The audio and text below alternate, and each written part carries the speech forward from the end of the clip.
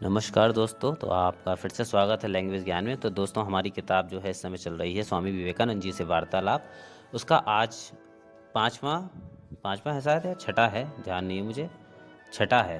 तो छठा विषय है स्वामी विवेकानंद के साथ मदुरा में 1 घंटा। ठीक है। हिंदू मद्रास, फरवरी 1897। प्रश्न: मैं जहाँ तक जानता हूँ जगत मिथ्या है। इस मत की व्याख्या निम्नलिखित प्रकारों से होती है। अनंत की तुलना में नश्वर नाम रूप का स्थायित्व इतना क्षुद्र और अल्प है कि वह नहीं सा है। दूसरा, दो प्रलयों का मध्यवर्ती स्थिति काल भी अनंत की तुलना में ऐसा ही है। तीसरा, जैसे शुक्ति में रजत ज्ञान अथवा रज्जु में सर्प ज्ञान भ्रम की दिशा में सत्य है और यह ज्ञान मन की किसी अवस्था विशेष पर निर्भर रहता है, वैसे ही वर्तमान में इस जगत की भी एक आपात प्रतीयमान सत्यता है और यह सत्यता ज्ञान भी मन की अवस्था विशेष पर निर्भर करता है, किंतु परमार्थतः अंतिम सत्य के रूप में वह मिथ्या है। चौथा, वंध्या पुत्र या शश श्रृंग जिस प्रकार मिथ्या है, यह जगत भी उसी प्रकार एक मिथ्या कल्पना मात्र है। इन भावों से अद्वैत दर्शन के अनुसार जगत मिथ्या का तात्पर्य किससे है? उत्तर: अद्वैतवादियों में अनेक भेद हैं, परंतु उनमें से प्रत्येक ने उपर्युक्त मतों में से किसी न किसी एक के सहारे अद्वैतवाद को समझा है। पर आचार्य शंकर ने तृतीय मतानुसार शिक्षा दी है। वे कहते हैं कि यह जगत हमारे सम्मुख जिस रूप में प्रतिभाषित हो रहा है वह हमारे वर्तमान ज्ञान की अवस्था में व्यावहारिक रूप से सत्य है, परंतु जब मनुष्य का ज्ञान उच्च भूमि में पहुंचता है तब यह बिल्कुल अंतर्हित हो जाता है। आप अंधेरे में एक ठूंठ को देखकर उसे भूत समझ बैठते हैं।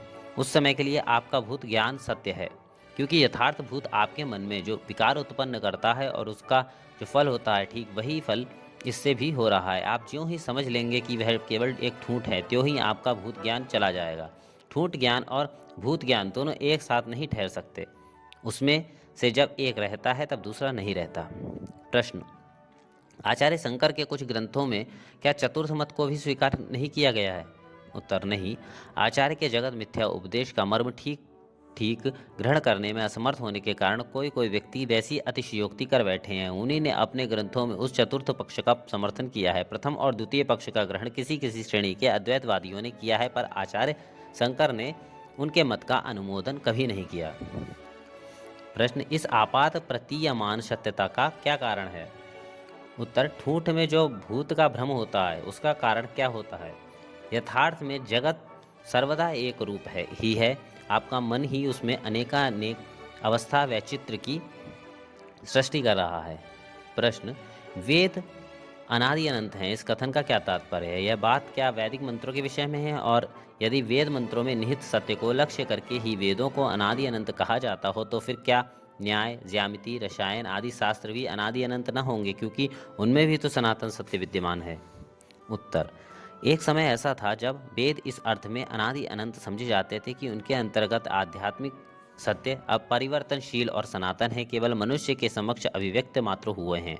ऐसा मालूम होता है कि उत्तर काल में अर्थज्ञान के सहित वैदिक मंत्रों का ही प्राधान्य हो गया है, जिससे लोग इन मंत्रों को ही ईश्वर प्रसूत मानकर विश्वास करने लगे। और भी आगे चलकर मंत्रों के अर्थ से यह मालूम होने लगा कि उनमें बहुत से ऐसे मंत्र हैं जो ईश्वर प्रसूत नहीं माने जा सकते, क्योंकि वे मानव जाति के लिए प्राणियों को पीड़ा पहुंचाने के हेतु अनेक प्रकार के अशुद्ध कर्मों का विधान करते हैं। और उनमें से कुछ मंत्रों में तो हास्यास्पद कथाएं भी वर्णित हैं। वेद अनादि अनंत हैं, इस बात का तात्पर्य यही है कि उनके द्वारा मनुष्यों के लिए जिस विधि या सत्य का प्रकाश किया गया है वह नित्य और अपरिणामी है। न्याय, ज्यामिति, रसायन प्रभृति शास्त्र भी मनुष्यों के लिए नित्य अपरिणामी नियम या सत्य का प्रकाश करते हैं, और इस दृष्टि से वे भी अनादि अनंत हैं। परंतु ऐसा कोई सत्य या विधि नहीं है जो वेदों में ना हो। मैं आप सबको चुनौती देता हूँ कि आप एक ऐसा सत्य तो दिखा दें जिसकी व्याख्या वेदों में ना हो। प्रश्न: अद्वैतवादी की दृष्टि में मुक्ति का स्वरूप कैसा है? मेरे पूछने का तात्पर्य यह है कि क्या उनके मत में मुक्ति दशा में भी ज्ञान रहता है? अद्वैतवादियों की मुक्ति और बौद्धों का निर्वाण, इनमें क्या कुछ भेद है? उत्तर: मुक्ति में भी एक प्रकार का ज्ञान रहता है जिसे हम तुरीय ज्ञान या ज्ञानातीत अवस्था कहते हैं। उस ज्ञान के साथ हमारे वर्तमान का बहुत भेद है। कहना कि मुक्ति की अवस्था में किसी प्रकार का ज्ञान नहीं रहता युक्ति विरुद्ध है। प्रकाश की नाई ज्ञान की भी 3 अवस्थाएं होती हैं, मृदु या मंद, मध्यविद या मध्यम और अधिमात्र या तीव्र। जब प्रकाश परमाणुओं का स्पंदन अतिशय प्रबल होता है तब उससे प्रकाश इतना तीव्र हो जाता है कि उसकी उज्ज्वलता से आंखें चकाचौंध हो जाती हैं, और जिस प्रकार अति क्षीण प्रकाश में कुछ दिखाई नहीं देता उसी प्रकार इसमें भी कुछ दिखाई नहीं देता। ऐसा ही ज्ञान के विषय में भी है। बौद्ध लोग चाहे जो कहें पर उनके निर्वाण में भी इस प्रकार का ज्ञान विद्यमान है। हमारी मुक्ति की व्याख्या अस्थि भावात्मक है और बौद्धों के निर्वाण की नास्ति भाव द्योतक। प्रश्न, उपाधि या अवस्था के अतीत होते हुए भी ब्रह्म जगत की सृष्टि के लिए उपाधि या अवस्था विशेष का आश्रय क्यों लेता है? उत्तर, आपका यह प्रश्न ही अयौक्तिक है, न्यायशास्त्र के बिल्कुल विरुद्ध है। ब्रह्म अवांग मन सगोचर है, अर्थात वह वाणी या मन का विषय नहीं है। जो वस्तु देश काल निमित्त से परे है उसको मानव बुद्धि कभी अपना विषय नहीं कर सकती। जहाँ तक देश काल निमित्त का राज्य है बस वहीं तक युक्ति या अनुसंधान का अधिकार है। जब ऐसा है तब जिस विषय की मनुष्य बुद्धि द्वारा धारणा होना संभव है उसके संबंध में जानने की इच्छा व्यर्थ ही चेष्टा मात्र है। प्रश्न, ऐसा देखने में आता है कि कई लोग कहते हैं कि पुराणों के ऊपरी अर्थ की के पीछे गोह्य अर्थ विद्यमान है। वे कहते हैं कि पुराणों में उन गोह्य भावों का ही आख्यायिका रूप से अर्थात रूपक की सहायता से वर्णन किया गया है। फिर कोई ऐसा कहते हैं कि पुराणों में कुछ भी ऐतिहासिक सत्य नहीं है। उच्चतम आदर्शों को समझाने के लिए पुराणकर्ताओं ने कुछ काल्पनिक चरित्रों की सृष्टि कर ली है। दृष्टांत के लिए विष्णु पुराण, रामायण या महाभारत की बात लीजिए। अब प्रश्न यह है कि क्या वास्तव में उनमें कुछ ऐतिहासिक सत्य है या वे केवल दार्शनिक सत्यों के रूपक वर्णन मात्र हैं, अथवा मानव जाति के चरित्र को निमित करने के लिए उच्चतम आदर्शों के ही दृष्टांत हैं, अथवा मिल्टन, होमर आदि कवियों की कृतियों की नाई वे भी केवल उच्च भावात्मक काव्य मात्र हैं? उत्तर, कुछ न कुछ ऐतिहासिक सत्य प्रत्येक पुराण की भित्ति है। पुराणों का लक्ष्य है विभिन्न भावों में से परम सत्य की शिक्षा देना, और यदि उनमें कहीं कुछ ऐतिहासिक सत्य ना भी हो तो भी वे जिस उच्चतम सत्य का उपदेश देते हैं उसकी दृष्टि से वे हमारे लिए उच्च प्रमाण स्वरूप हैं। दृष्टांत के लिए रामायण को ही लीजिए। उसको एक अनुल्लंघनीय प्रमाण ग्रंथ के रूप में स्वीकार करने के लिए रामचंद्र जैसे किसी व्यक्ति की ऐतिहासिक सत्यता को भी अवश्य स्वीकार करना होगा। ऐसी कोई बात नहीं। रामायण या महाभारत में जिस धर्म की महिमा गाई गई है वह राम या कृष्ण के अस्तित्व नास्तित्व की अपेक्षा नहीं रखती। इसलिए इनके अस्तित्व में विश्वासी न होने पर भी रामायण और महाभारत ने मानव जाति को जिन महान तत्वों का उपदेश दिया है उनके संबंध में इन ग्रंथों का उच्च प्रामाण्य स्वीकृत किया जा सकता है।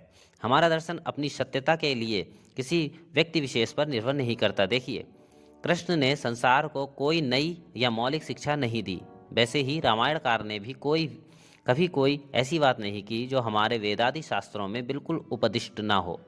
यह एक विशेष ध्यान देने की बात है कि ईसाई धर्म ईसा के बिना, इस्लाम धर्म मोहम्मद के बिना और बौद्ध धर्म बुद्ध के बिना नहीं ठहर सकता, परंतु हिंदू धर्म ये एकमात्र ऐसा है जो किसी व्यक्ति विशेष पर बिल्कुल निर्भर नहीं करता। और यदि इस बात का विचार करना हो कि पुराण में वर्णित दार्शनिक सत्य कहाँ तक प्रामाण्य है तो इसके लिए यह सब चर्चा करने की कोई आवश्यकता नहीं है। उसमें वर्णित व्यक्ति वास्तव में थे अथवा वे केवल काल्पनिक चरित्र मात्र हैं। पुराणों का उद्देश्य था मानव जाति को शिक्षा देना, और जिन ऋषियों ने उनकी रचना की उन्होंने कुछ ऐसे ऐतिहासिक चरित्र ढूंढे जिन पर वे अपनी इच्छानुसार सारे अच्छे अथवा सारे बुरे गुणों का आरोप कर सकते थे, और इस प्रकार वे मानव जाति के परिचालन के लिए धर्म का विधान कर गए। यह क्या आवश्यक है कि रामायण में वर्णित 10 मुंह वाले रावण का अस्तित्व मानना ही पड़ेगा? 10 मुंह वाला कोई रहा हो या ना रहा हो, हमें तो बस उस सत्य का विशेष रूप से अध्ययन और विचार करना है जिसकी शिक्षा उस चरित्र के सहारे दी गई है। आज आप कृष्ण का और भी आकर्षक वर्णन कर सकते हैं और यह वर्णन आपके आदर्श की उच्चता के अनुरूप होगा, परंतु पुराणों में वर्णित मोहोच्च दार्शनिक सत्य सर्वदा एक ही रूप होते हैं। प्रश्न, यदि कोई व्यक्ति अडेप्ट अर्थात सिद्ध हो जाए तो क्या उसे अपने पूर्व जन्मों की घटनाएं याद आ सकती हैं? पूर्व जन्म का उसका स्थूल मस्तिष्क जिसमें उसकी पूर्वानुभाति भूत के संस्कार संचित थे अब नहीं रहा।